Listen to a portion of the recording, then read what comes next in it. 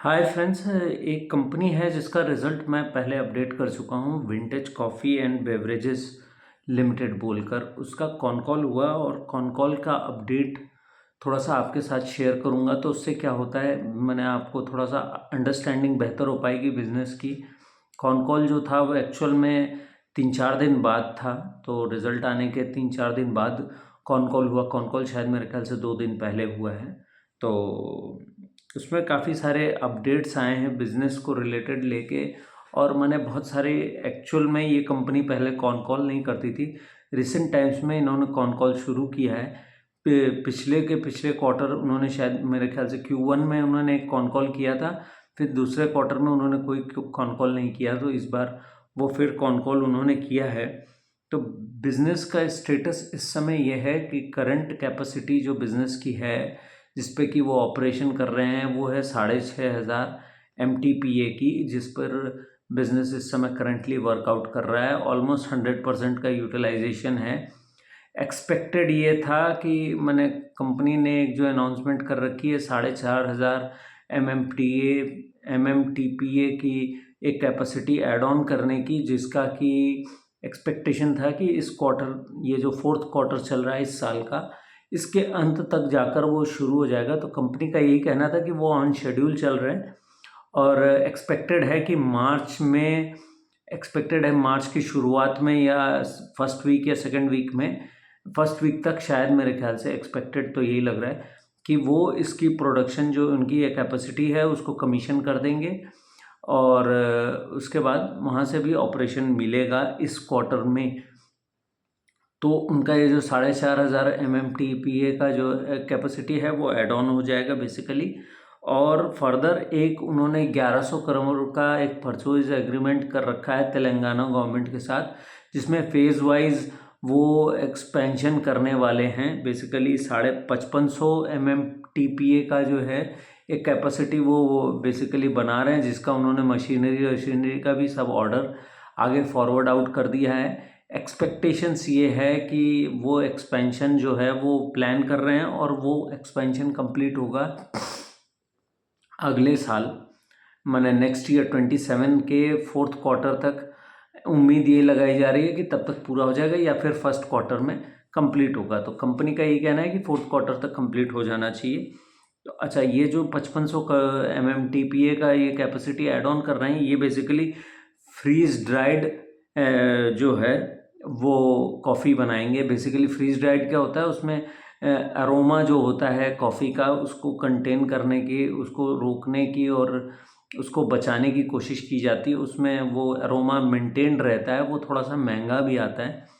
तो बेसिकली अगर valuation wise देखें या सेल के तरीके से देखें, तो किसी ने कॉन कॉल में उनसे ये समझने की कोशिश की, तो जो आप अभी स्प्रे ड्राइड या एग्लोमरेट कॉफ़ी बेचते हैं या जो उससे रेवेन्यू आपको मिलता है, तो फ्रीज ड्राइड में जब आप करेंगे सेल, तो उसका क्या रेवेन्यू आपको जनरेट होगा। तो उनका ये बताना था कि बेसिकली जो हमारा रेवेन्यू जनरेशन होगा वहाँ पर करीब करीब 30 से 40% बेसी हो सकता है, 30 to 40% का रेवेन्यू बढ़ सकता है। तो अगर इसको ऐसे समझें कि जहाँ कोई चीज़ अगर आप 100 रुपये की बेच रहे हैं, तो वो उसको 130-140 रुपये तक भी बेच सकते हैं on a basis of size.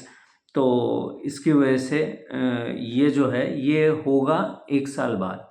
अभी करंटली किसी ने एक बात उठाई कि आपका जो सेल का फिगर है उस नंबर में ये दिख रहा है कि मैंने प्रॉफिटेबिलिटी या वैल्यूएशन वाइज थोड़ी सी आपकी वैल्यू, मैंने जो सेल है वो बढ़ी हुई दिख रही है और प्रॉफिटेबिलिटी भी थोड़ी सी बेहतर होती हुई दिख रही है, EBITDA मार्जिन्स भी बेहतर लग रहे हैं, पैट भी इसी वजह से बढ़ता हुआ दिख रहा है। तो क्या कोई अलग चीज़ हो रही है जो हम लोगों की समझ में नहीं आ रही है। तो उनका बेसिकली ये कहना था कि पहले जो वो ऑर्डर आज से 2 साल पहले 2023 या 24 में जब वो सेल करते थे, तो उनका जो 50 to 70% जो ऑर्डर्स वो जाते थे उनके, या जो भी प्रोडक्शन था उनका, उसको वो बेसिकली बल्क ऑर्डर्स में देते थे। लेकिन अब उन्होंने उस पैटर्न को चेंज कर लिया है। पहले जो है बल्क ऑर्डर का जो उनका रेशियो था वो थोड़ा सा अलग सा था। ऑलमोस्ट ये था कि 70% बल्क ऑर्डर्स देते थे और 30% जो है वो कंज्यूमर पैक बनाते थे। तो अब उस रेशियो को उन्होंने बदल दिया है और उस रेशियो को अब बदल कर 50-50 कर दिया है। माने 50% इस समय बल्क ऑर्डर्स में दे रहे हैं अपने को बनाई हुई कॉफ़ी को और 50% का कंज्यूमर पैक बनाकर बेच रहे हैं। आने वाले समय में इसको उन्होंने एक्सपेक्टेशन की है कि 40% वो बल्क में देंगे और 60% कंज्यूमर में देंगे। बेसिकली जो कंज्यूमर पैक है उसकी तरफ इनका झुकाव ज़्यादा इस वजह से है क्योंकि वहाँ मार्जिन और वैल्यू थोड़ी सी ज़्यादा मिलती है, तो प्रॉफिटेबिलिटी उससे बेहतर होती है कंपनी की। कंपनी इस समय जो कॉफ़ी यूटिलाइज कर रही है अपने प्लांट्स में, वो बेसिकली उसका 80% जो है वो इंडिया से ही वो प्रोक्योर कर रहे हैं बेसिकली, और 20% जो है वो बाहर के देशों से, अदर कंट्रीज से बीन्स खरीद रहे हैं। वो बेसिकली उन्होंने 2 देशों के नाम लिए, एक था शायद इंडोनेशिया और एक अफ्रीकन कंट्रीज़ में से किसी से वो ले रहे हैं। एग्जैक्टली उन्होंने कंट्री का नाम नहीं लिया, तो अफ्रीका से और इंडोनेशिया से वो बेसिकली प्रोक्योर कर रहे हैं कॉफ़ी बीन्स। आने वाले समय में उनकी एक्सपेक्टेशन ये है कि वो इंडियन कॉफ़ी का इस्तेमाल कम कर देंगे बिकॉज ऑफ उसके कुछ कारण होंगे ज़रूर।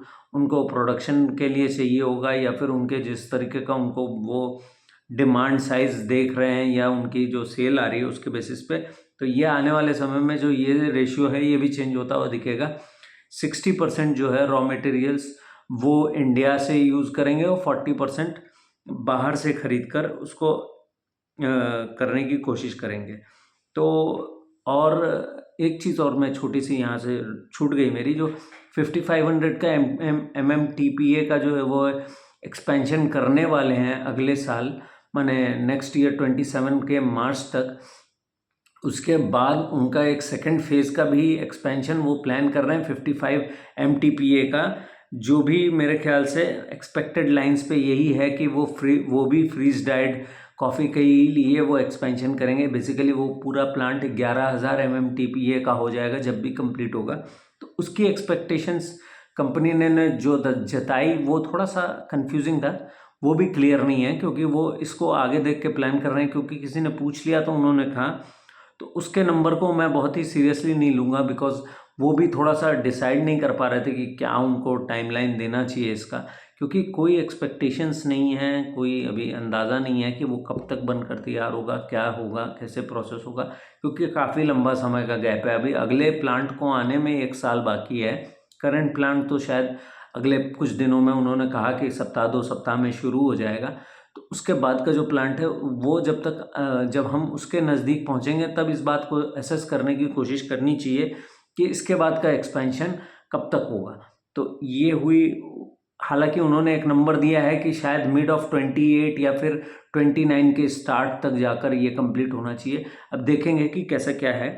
और ख़ास बात यह है कि ड्राइड कॉफ़ीज़ में भी जो उनका है वो अभी तक जो है फ्रीज ड्राइड कॉफ़ीज़ में शुरुआत में जब वो शुरू करेंगे इस बिज़नेस को तो 70% का बल्क ऑर्डर देंगे और 30% कंज्यूमर का। आगे चल के उनका प्रयास ये रहेगा कि जैसे जैसे उनकी डिमांड बेहतर होती जाएगी या डिमांड बढ़ती जाएगी तो उसको रेशियो को 50-50 करने की कोशिश करेंगे, देखना होगा। और उनका ये कहना था कि ये फ्रीज ड्राइड वाला जो कॉफ़ी का है उसका यूटिलाइजेशन एक्सपेक्टेड है कि उनका फर्स्ट ईयर में 60 से 70% रहे और 60% के आसपास रहे और उसके बाद वो आगे उसको 100% यूटिलाइजेशन पे लेकर जाएंगे। और जो ये करंट कैपेसिटी उनकी बन रही है इस पे उन्होंने ये कहा कि अगले एक क्वार्टर में, माने जिसको कह सकते हैं Q1 ऑफ फिनेंशियल ईयर 27 का जो फर्स्ट क्वार्टर बन रहा है उसमें वो एक्सपेक्ट कर रहे हैं कि उसकी 100% कैपेसिटी को अचीव कर लेंगे, क्योंकि उनके पास ऑलरेडी ऑर्डर है। ऑर्डर बुक के लिहाज से भी पूछा गया उनको सवाल, तो उनका ये कहना है कि Q4 में हम जो भी सेल करने वाले हैं या जो भी प्रोडक्शन करने वाले हैं वो सबका हमको ऑर्डर ऑलरेडी मिल चुका है और हम उसको एग्जीक्यूट करने वाले हैं। इवन जो नई फैसिलिटी बनकर तैयार होगी और जिसका मार्च में थोड़ा बहुत प्रोडक्शन मिलेगा वो भी ऑर्डर्स हमको ऑलरेडी मिल चुके हैं। तो काफ़ी बेहतर दिख रहा है। कॉनकॉल का अपडेट जो था कंपनी के बिज़नेस को समझने के लिए बहुत अच्छा था। बहुत कुछ माने ऐसी चीज़ें थी जो नहीं पता थी। बेसिकली वो इस बात को भी बहुत ही क्लैरिटी के साथ वो इस बात को भी समझा रहे थे कि वो कैसे कर रहे हैं। कैश फ्लो पॉजिटिव हो गई है कंपनी पिछले क्वार्टर, माने ये जो क्वार्टर के रिजल्ट आए हैं इस समय वो कैश फ्लो पॉजिटिव हो गए हैं। ऑलमोस्ट 3 से 4 करोड़ का उनका कैश फ्लो पॉजिटिव हो गए। कैश फ्लो पॉजिटिव इसको ऐसे देख सकते हैं कि माने उनका जो प्रॉफिटेबिलिटी है या फिर जो उनका रेवेन्यू है वो अब उसका साइकिल इतना अच्छा हो गया है कि एटलीस्ट उनको कैश दिख रहा है, उनके बुक्स में कैश आ रहा है, उनके हैंड्स में कैश रहता है या कैश एट बैंक रहता है। तो कैश फ्लो ऑपरेशंस जो है वो पॉजिटिव हो गया है, इसको ऐसे कहेंगे।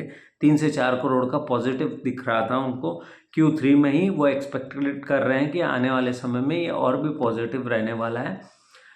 कैपेक्स के लिहाज से ये जो नई फैसिलिटी अभी लॉन्च होगी अगले 15 से 1 महीने में, उस पर 45 करोड़ के खर्चा हुआ था, 45 करोड़ का, क्योंकि वो एग्जिस्टिंग उनका प्लांट है, उसी में उन्होंने एक्स्ट्रा कैपेसिटी ये बैठाई है, तो बहुत ज़्यादा खर्चा नहीं हुआ। वो उसको इंटरनल एक्रूवल से इन्होंने पूरा कर लिया। जो नेक्स्ट फ्रीज ड्राइड कॉफ़ी का जो प्लांट वो बैठा रहे हैं उसमें 450 करोड़ खर्चा होंगे, जिसमें से कि वो एक उसका बड़ा अमाउंट जो है वो कोशिश करेंगे कि उन्होंने कुछ वारंट्स लिए हैं जिसके थ्रू वो उसको करेंगे। ऑलरेडी 200 करोड़ का पेमेंट भी कर चुके हैं वो इससे रिलेटेड या फिर करने वाले हैं।